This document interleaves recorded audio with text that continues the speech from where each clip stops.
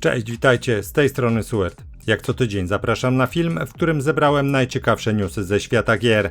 Znajdziecie tutaj wiadomości dotyczące najnowszych produkcji, informacje odnośnie rozszerzeń, premier tygodnia, a także zapowiedzi zupełnie nowych tytułów. Zapraszam. Terra Invicta to gra reprezentująca gatunek Grand Strategy, w której musimy zmierzyć się z inwazją obcych. Twórcy tytułu ze studia Passovian Games zyskali rozgłos za sprawą modów do serii XCOM i ich pierwszy w pełni samodzielny projekt jest wyraźnie inspirowany tym taktycznym cyklem. Terra Invicta jest już dostępna w ramach programu Early Access od września 2022 roku. Kilka dni temu otrzymaliśmy informację o dacie premiery pełnej wersji. Ta przypadnie na dzień 5 stycznia przyszłego roku. Dodam jeszcze, że do dziś Terra Invicta otrzymała ponad 7000 opinii na Steamie, 80% z nich to oceny pozytywne. Kilka dni temu zespół Artefact Studio wraz z wydawcą firmą Calypso Media poinformowali o dacie premiery Disciples Domination. Produkcja ukaże się 12 lutego na PC-tach i najnowszych konsolach. Przypomnę, że jest to piąta część serii z pogranicza strategii turowych i gier RPG zapoczątkowanej jeszcze w 1999 roku. Najnowsza odsłona przenosi nas do mrocznego, fantastycznego Nevendaru i po raz kolejny w roli głównej bohaterki obsadza Avianę, która po 15 latach od wydarzeń przedstawionych Disciples Liberation zasiada na tronie Vilian. Sprawowanie rządów nie jest dla niej sielanką, korona jej ciąży, a u niej samej pojawiają się mroczne myśli o staniu się takim samym potworem, z jakim niegdyś walczyła. Sony powoli odsłania karty w temacie nowej gry usługi studia. W nowym dzienniku deweloperskim ujawniono oficjalnie kiedy i w jakiej cenie sieciowa strzelanka Marathon trafi na rynek. Na premierę za Marathon zapłacimy $40, czyli tyle samo co za Helldivers 2. Premiera odbędzie się w marcu 2026 roku, a dokładną datę poznamy zapewne w ciągu najbliższych tygodni. Studio Bungie odpowiedzialne za produkcję przy okazji wspomniało także o poprawkach, które wprowadzono do gry bazując na uwagach testerów.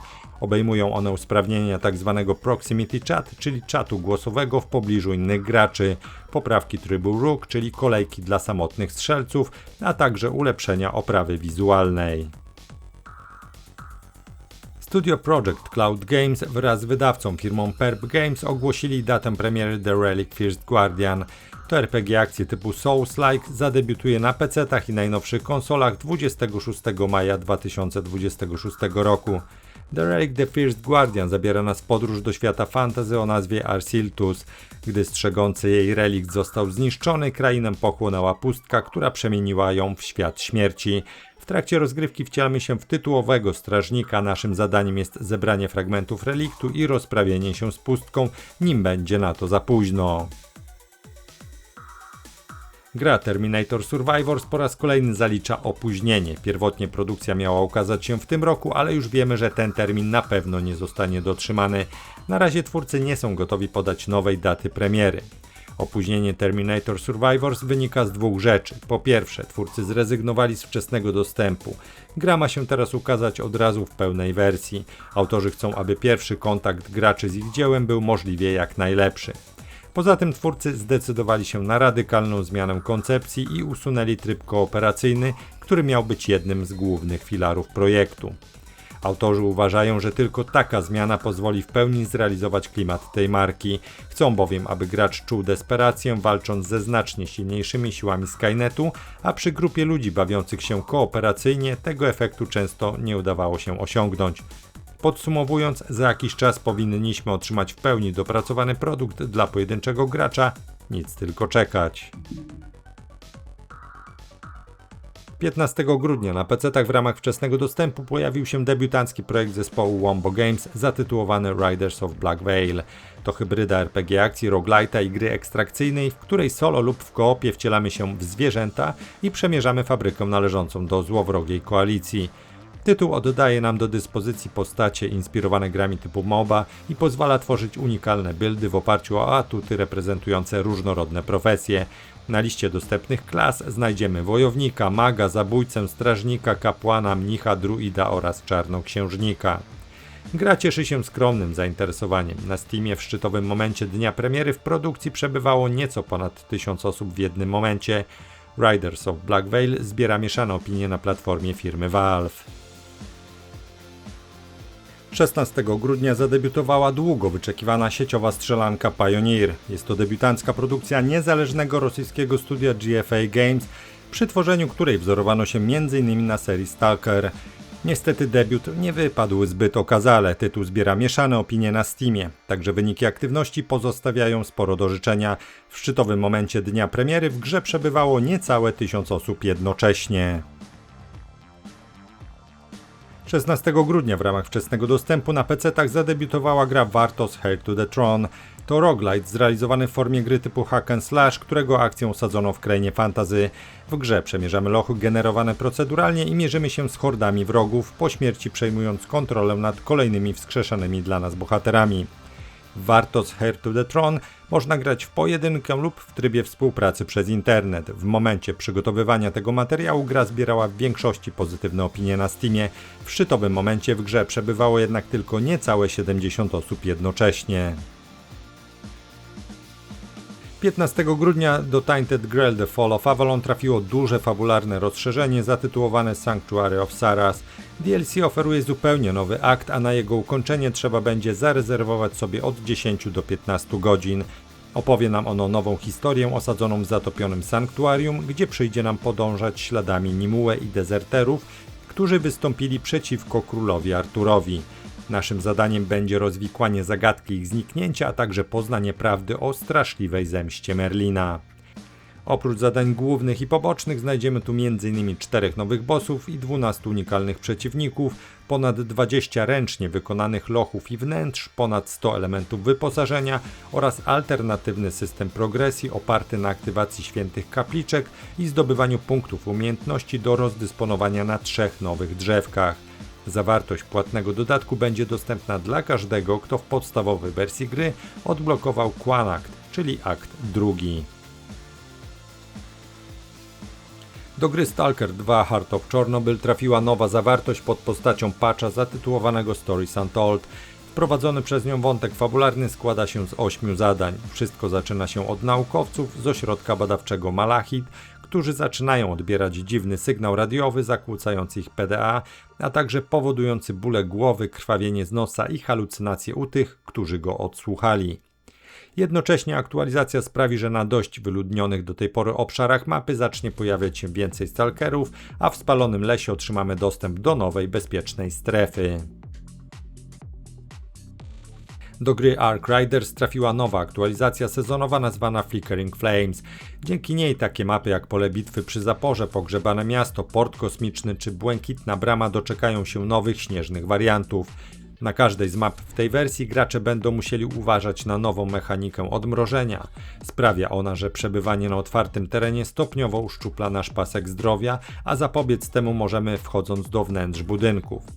Wraz z wydaniem aktualizacji wystartuje też wydarzenie sezonowe Flickering Flames, do którego dostęp będą mieli wszyscy gracze, którzy osiągnęli 25 poziom rozwoju postaci i rozegrali co najmniej 5 rund na zimowych wersjach map. Za wykonywanie eventowych zadań będzie czekało na nas wyposażenie, przedmioty kosmetyczne, żetony łupieżcy czy punkty zasług. Team Cherry ujawniło swoje plany na 2026 rok, wśród których znalazło się wydanie pierwszego dodatku do Hollow Knight Silksong, a także natywne wydanie oryginalnego Hollow Knight na Nintendo Switch 2. Na ten moment nie znam szczegółów wspomnianego dodatku, ale najważniejsza informacja jest taka, że Sea of Sorrow, bo tak nazywa się owo DLC, zostanie udostępnione wszystkim posiadaczom gry za darmo i dotyczy to oczywiście każdej z platform docelowych.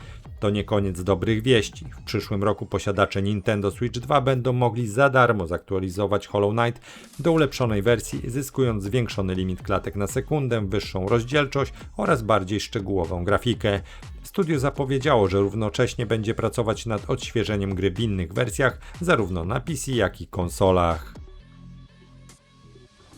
Do Dying Light The Beast trafiła nowa aktualizacja oznaczona numerem 1.5. Przede wszystkim wprowadza ona nowy poziom trudności Koszmar, dodający do gry m.in. system głodu i wyczerpującą się baterię latarki, która z pewnością niejednokrotnie przestanie rozświetlać mrok.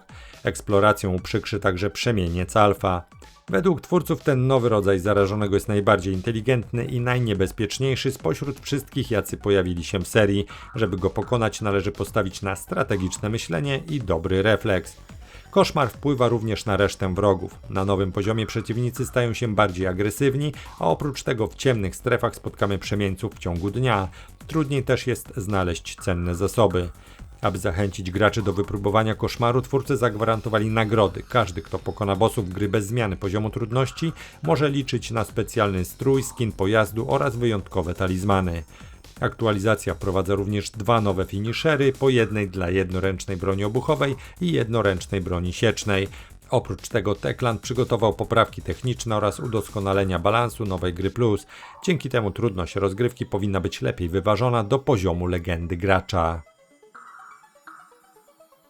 19 grudnia zadebiutował obszerny dodatek do gry Avatar Frontiers of Pandora zatytułowany From the Ashes.